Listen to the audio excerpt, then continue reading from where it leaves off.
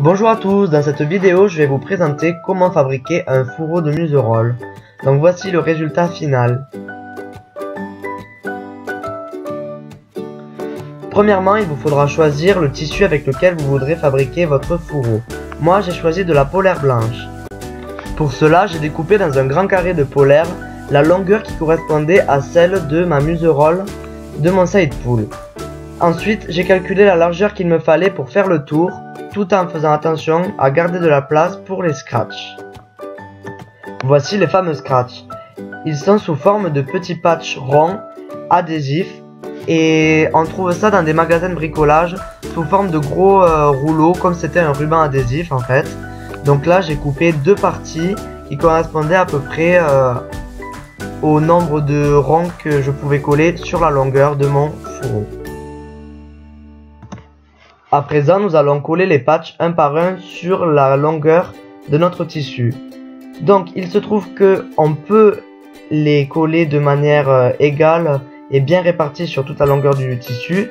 Sauf que moi, en fait, j'avais choisi de commencer par les extrémités. Et au final, ça n'a pas du tout donné ce que je voulais car ils ne sont pas du tout à la bonne distance chacun les uns des autres. Et du coup, ils sont mis vraiment de manière aléatoire.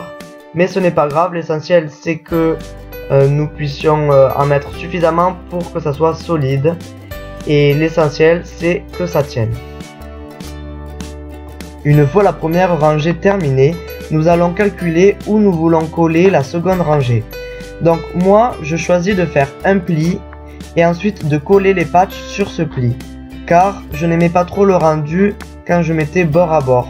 C'est pour ça que je fais un pli, comme on peut le voir sur la vidéo, et je colle sur ce pli.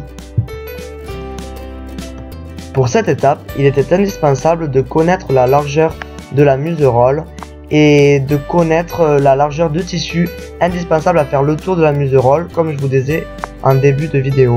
Car là, lorsque j'ai fait le pli et qu'ensuite je vais donc coller les scratchs les uns sur les autres, il faut que j'ai assez de matière pour faire le tour de la muserolle.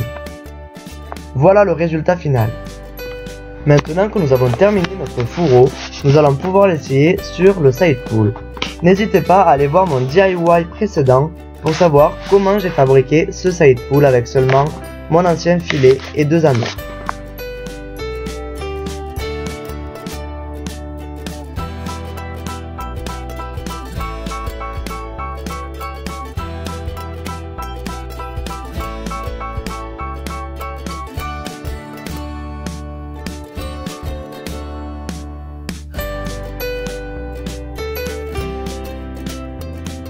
Et voilà, mon fourreau est terminé, je l'ai placé et j'ai fait en sorte que l'on ne voie pas les plis et les jointures.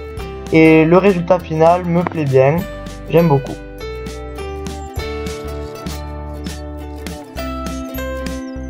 Merci beaucoup d'avoir regardé la vidéo. N'hésitez pas à me dire en commentaire si elle vous a plu et de me faire part de vos avis sur ce DIY.